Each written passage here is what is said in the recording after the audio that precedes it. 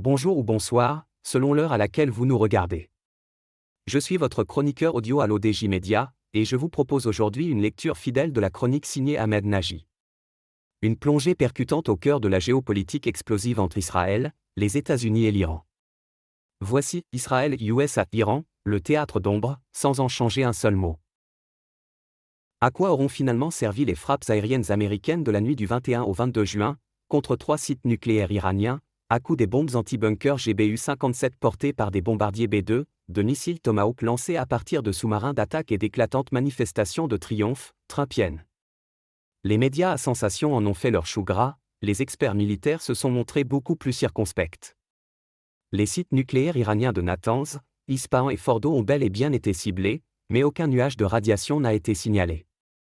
Vérification faite, les Iraniens, qui s'attendaient aux frappes aériennes américaines, auraient déménagé 408 kgs d'uranium enrichi à 60% et des équipements destinés à l'enrichissement de l'uranium, quelques jours avant l'attaque, vers d'autres installations secrètes, dont même l'Agence internationale pour l'énergie atomique, AIEA, ignore les emplacements.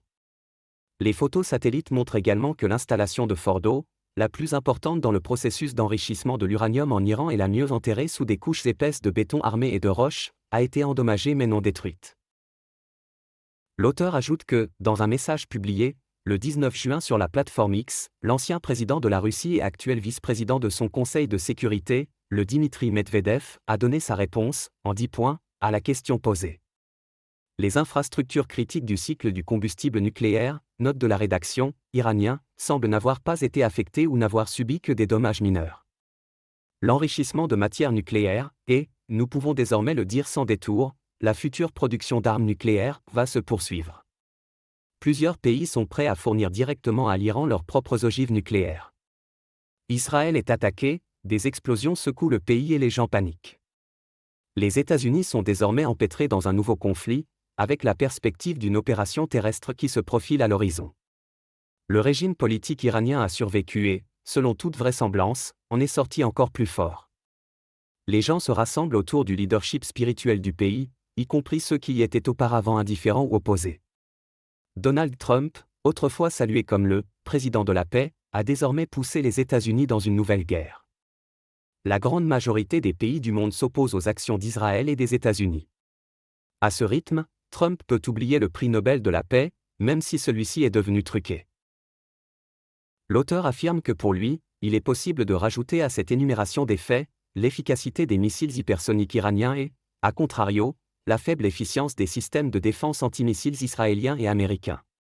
Parmi les conséquences des frappes américaines en Iran les moins soulevées par les médias, la mise à mort du droit international, qu'Israël et les États-Unis ont allègrement bafoué, les obsèques du traité de non-prolifération nucléaire, censé assurer aux pays signataires le droit au développement d'un programme nucléaire civil et des instances onusiennes en général, dont les pays du Sud global commencent à se demander à quoi peuvent-elles bien être utiles, si ce n'est de servir les intérêts des puissances occidentales.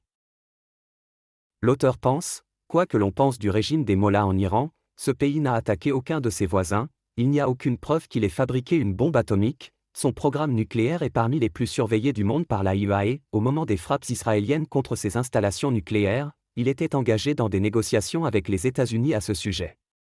Israël a mal estimé la vélocité, la manœuvrabilité et la puissance de frappe des missiles hypersoniques iraniens et ne cesse de le regretter depuis le 14 juin.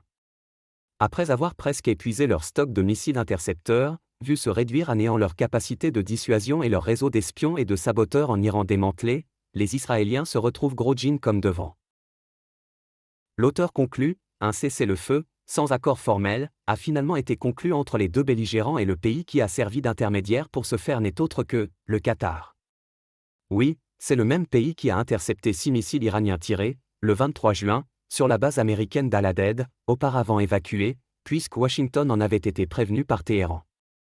En Orient compliqué, comme le qualifiait le général de Gaulle, les ennemis de mes amis ne sont pas forcément mes ennemis et mes ennemis d'aujourd'hui seront peut-être mes amis de demain. Les Arabes qui se sont crus malins en misant tout sur le tocard Netanyahou ne vont pas y perdre seulement leurs illusions. Il y a un retour de boomerang qui s'annonce brutal. Merci de nous avoir suivis sur l'ODJ Media. J'ai fait de mon mieux pour respecter à la lettre les propos d'Ahmed Nagy. Restez connectés pour notre prochaine chronique géopolitique. À très bientôt.